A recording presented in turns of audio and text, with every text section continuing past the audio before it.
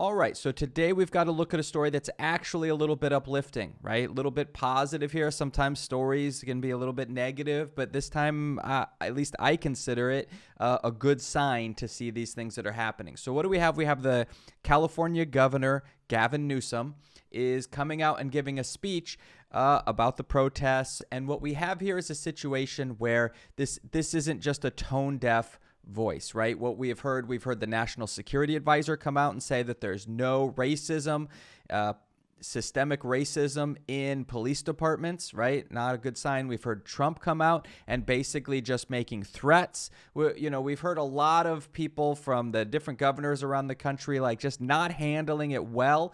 This is a case where Gavin Newsom is getting up and he's listening to the protesters. He's listening to the people and saying, yeah, so some things have not gone right. Most people are protesting in a safe way. Some people are acting poorly at the protests, but that doesn't degrade the message of the protests themselves, which is there's something that needs to be heard. There is a sickness in our society, and we need to come together and fix it. So let's hear what Gavin Newsom has to say about it. So often we try to meet the moment with rhetoric.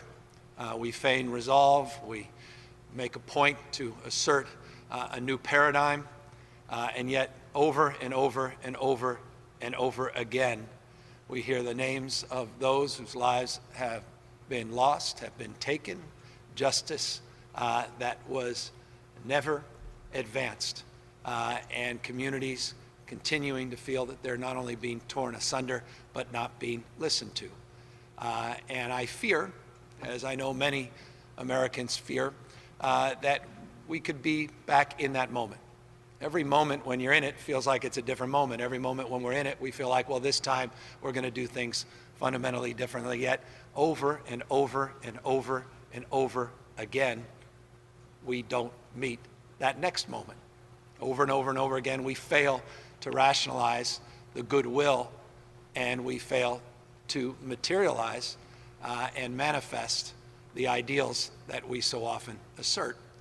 And so I come here today, a place of worship, humbled by that past, humbled by the fact that I've been part of that past as a former county supervisor, as a former mayor, as a former lieutenant governor, as a governor of the nation's largest state. The question I have to ask myself, the question we have to ask ourselves, are we capable of not just meeting this moment, but capable of doing justice to the moments in front of us? I could put together a group of advisors. I could put together a task force. I could promise and promote a few pieces of legislation. But I said this on Friday, I'll say it again, program passing is not problem solving. You got to change hearts, minds, you got to change culture, not just laws. And we have to own up to some very difficult things. The black community is not responsible for what's happening in this country right now. We are. We are. Our institutions are responsible. We are accountable to this moment.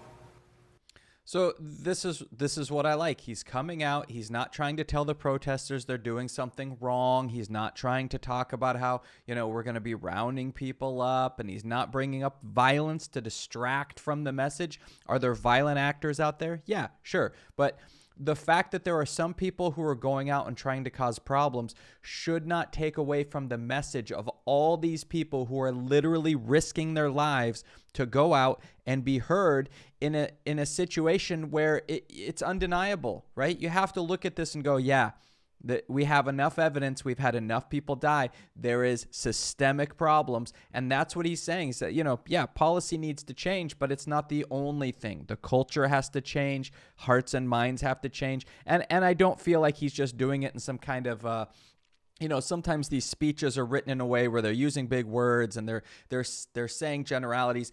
I get the sense from Gavin Newsom, he actually wants to address the issues that are what these protesters are talking about. So he's not belittling or trying to distract the situation. He's hitting it head on. Good for you, Newsom. We have a unique responsibility to the black community in this country, and we've been playing lip service about that for generations. Generations.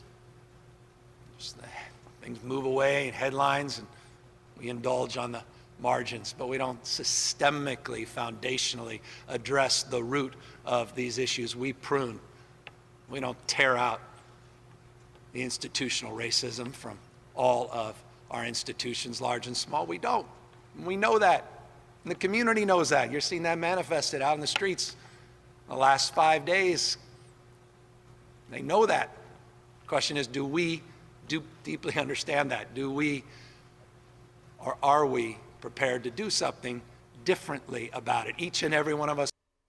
Yeah, that's what this is, the kind of thing the protesters want to hear. They want to know that they're being heard, right? So many of our government officials have come out with responses that are basically like scolding the protesters, telling them what they're doing is wrong. Here we have an individual saying, yeah, there's clearly a message here. Are we up to the task, right? He's basically on that same point with the protesters. There is a problem here. What are we going to do to fix it? One of us watching, what are we going to do differently, foundationally, fundamentally, not in the short run, but in the long run, to do justice to this moment? People have lost patience because they haven't seen progress. So if you're out there saying, well, people need to be patient, consider people have lost patience for a reason. They've been told that over and over and over and over again, not just the. Yeah, right. I mean, the entire history of our country. How much progress have we made? Yeah, okay. So at some point we abolished slavery. About 100 years later, civil rights movement, right? And then even now, today, decades and decades later after the civil rights movement, we are still dealing with this. So you can understand why people would be getting a little bit impatient. Generations and generations going by, problems not really getting fixed. It's time. It's time. Not just the 52 years I've been around. My parents, my grandparents, their parents' generation heard the same. Just be patient. Heck, I've quoted Dr. King on ad nauseum, a long arch of history bends towards justice. We've made progress. But this is a manifestation of everything we've been promoting that we haven't delivered. People have lost patience. And if leaders are going to meet not just this moment, but the moments in front of us, we better start listening. We better start hearing people. Yeah. Yeah. We better own up to our own responsibility, own accountability that led to this moment. Society becomes how we behave. We are our behaviors. Yeah.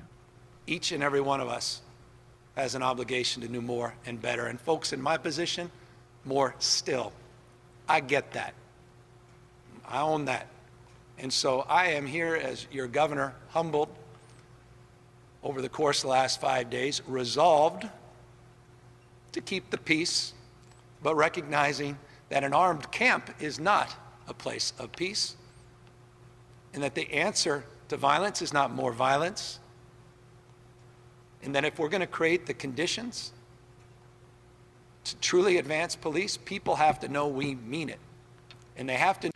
And that's the point here, is that, I mean, it's part of the point, which is people are exercising their First Amendment right to go out, freedom of speech, and speak up and say, enough's enough. This has gone too far. There's an issue. We need to deal with it.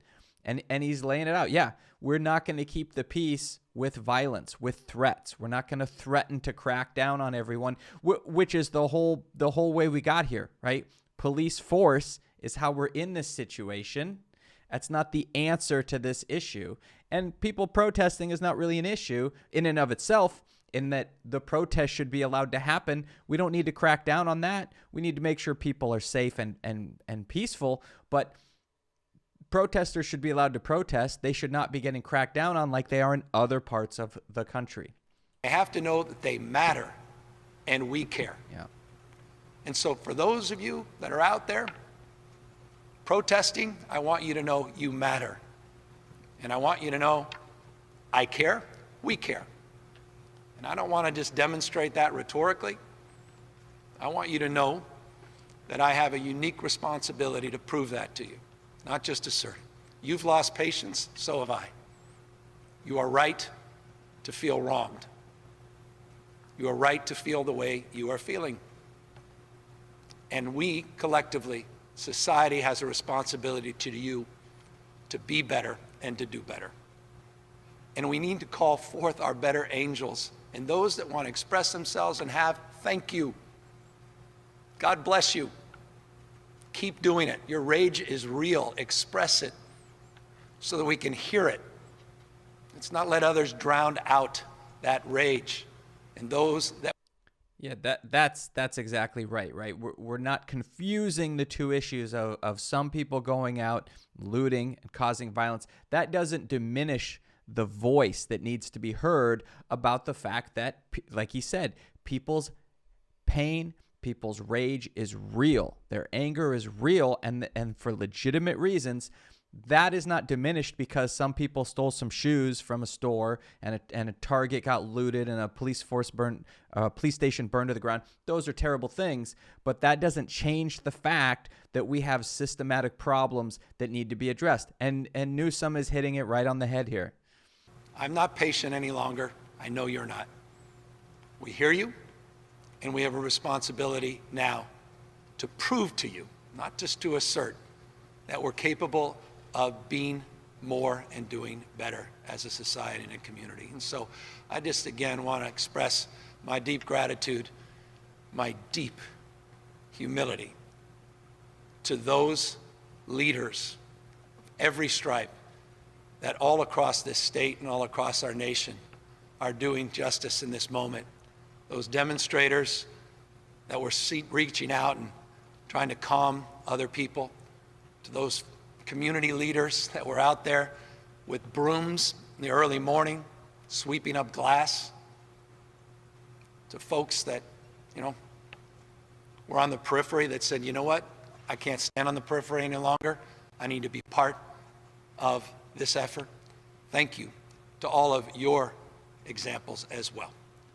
So much good and so much right that's out there, but there is a stain in the history of this country we have concealed, and it's rearing its head again because we never. See how he's actually praising the people who got out there? He's not shaming them. He's not trying to tell them that they're wrong. He's acknowledging the message, and he's saying, good for you. Good for you for standing up. That is what America is about protests in the streets. People being heard.